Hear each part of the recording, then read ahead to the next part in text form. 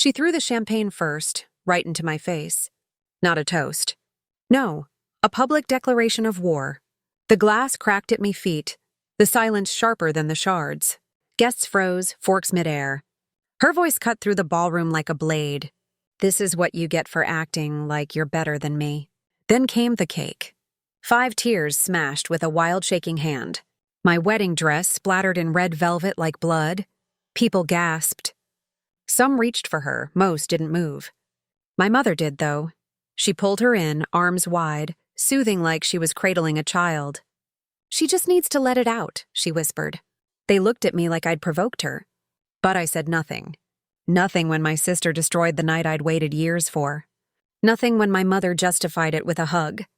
Nothing when my father looked away like this was easier to ignore. But silence isn't surrender. Silence is strategy. You wouldn't know it now, but I used to braid her hair before school. Brought her snacks when Mom forgot. Covered for her when she snuck out to meet boys with fake promises of study groups. When she got into that overpriced college out of state, I co-signed the lease. Fronted the tuition deposit. Dad said it was too much. Mom said family helps family. She was the reckless one. I was the stable one. I built the life. She borrowed it. And somewhere along the way, she started choking on my success. The first clue came a month before the wedding. A dress fitting. She looked at me in that mirror and said, "It must be nice to always win." She smiled when she said it, but not with her eyes. Then came the bachelorette party. She forgot their servation. The limo never showed. She flirted with my fiancé's cousin all night, trashed the Airbnb, then posted astery. Some people need a crown to feel important.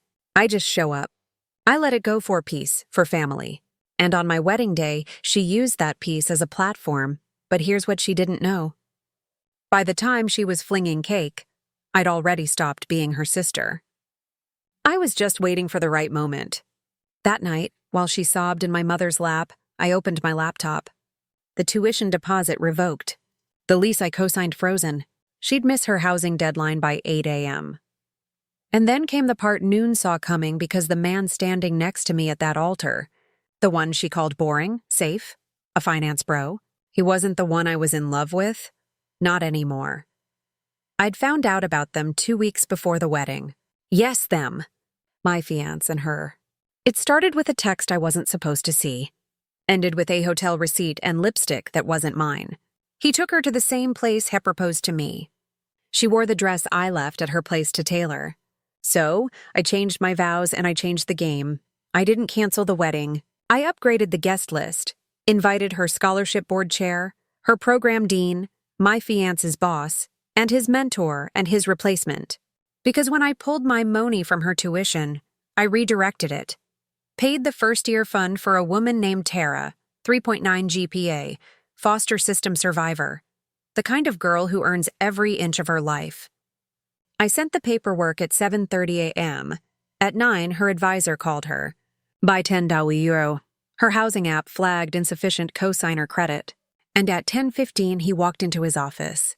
His key card didn't work because I sent a copy of the texts to his company's HR, not out of malice, just facts.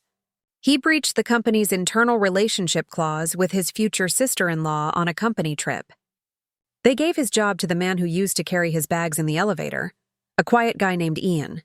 Ian's wife sent me flowers. My sister called screaming. I didn't pick up. She posted vague threats online, took them down an hour later. My mother texted a Bible verse. I sent back a number to a good therapist. They say revenge is best served cold. No, it's best served quiet, with precision, with timing, with a smile that says, I already won. Because when I walked out of that reception, I wasn't heartbroken. I was free. Let them think I lost that night, that I stood there cake-covered and humiliated. But the truth is, it planned my escape wearing white and left a war zone without ever raising my voice. She burned the cake. I burned the bridge. One collapsed in public. Feather will never be rebuilt. And when they ask what happened, I say only this. Some people just need to let it out.